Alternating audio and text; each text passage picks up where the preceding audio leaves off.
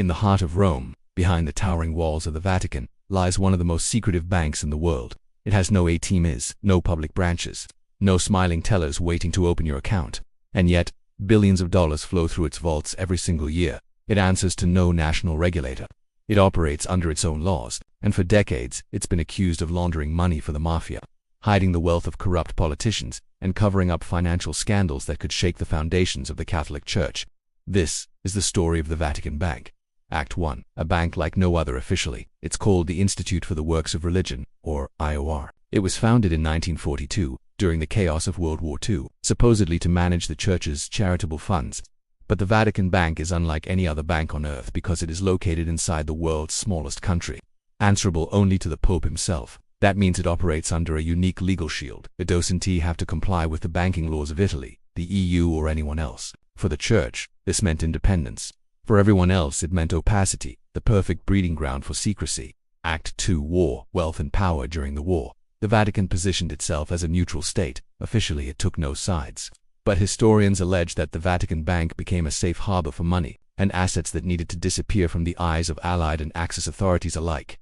After the war, Europe was rebuilding. The Vatican's influence grew. Donations poured in from the faithful. Investments in real estate, bonds and gold were made quietly, often in total secrecy. And the IOR became more than a bank. It became a vault of influence. If you controlled accounts in the Vatican Bank, you could move money across borders without anyone knowing.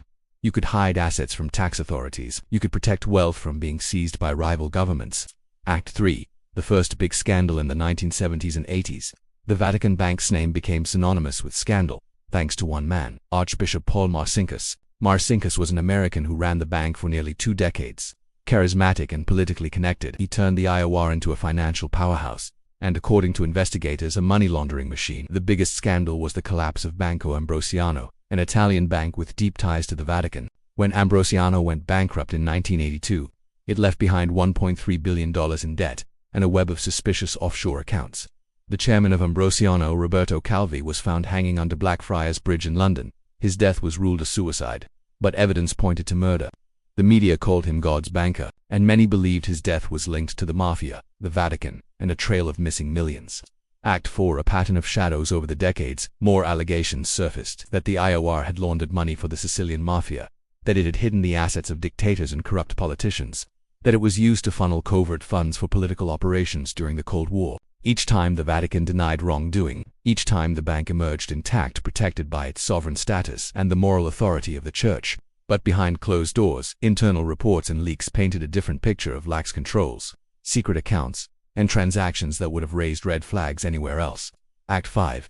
The modern era and reform. In the 2000s, under pressure from international watchdogs, the Vatican promised reform.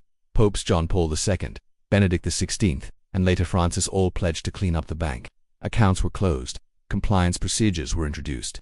But even as the IOR presented a cleaner image, suspicious patterns continued. In 2013, just days before Pope Benedict resigned, Vatican police seized millions in suspicious funds. Later that year, Monsignor Nunzio Scarano, nicknamed Monsignor 500 for his love of 500 euros, notes, was arrested for smuggling cash into Italy. The Vatican claimed these were isolated incidents. Critics said they were proof the old habits had never gone away.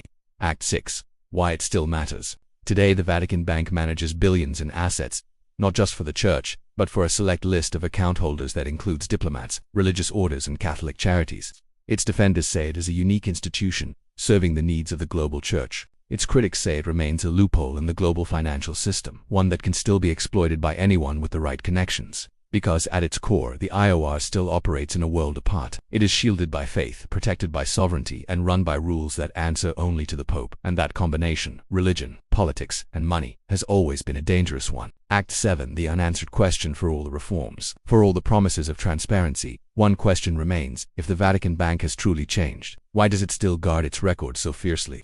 Why are so many of its historical accounts still sealed? And what would happen if the full truth of its past dealings ever came to light? Because the Vatican Bank's story is more than just a story about money. It's about the collision of faith and power, the moral compromises made in the name of survival, and the uncomfortable reality that even the holiest institutions can have the darkest secrets. In the end, the Vatican Bank is not just a financial institution. It's a mirror, reflecting the Church's history, its influence, and its flaws, and maybe that's why it remains so secretive, because some mirrors are better left covered.